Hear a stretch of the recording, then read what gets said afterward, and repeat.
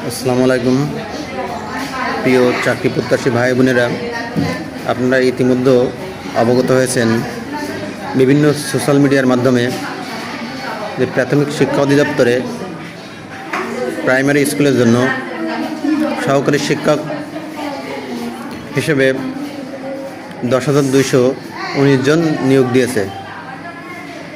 এই নিয়োগ 6টি বিভাগের জন্য দিয়েছে: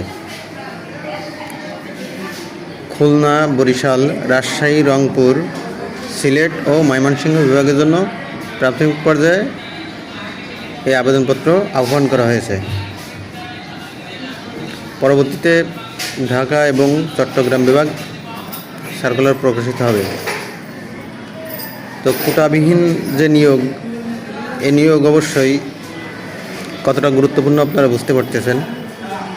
আগে যেহেতু কোটাযুক্ত নিয়োগ ছিল, সেই কোটা যেহেতু উঠে গেছে, সেহেতু যারা একটু লেখাপড়া করবে, আমার মনে হয় যারা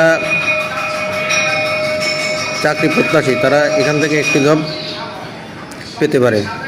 সুতরাং দেরি না করে আপনারা লেখাপড়ার প্রতি মনোনিবেশ করুন। ধন্যবাদ।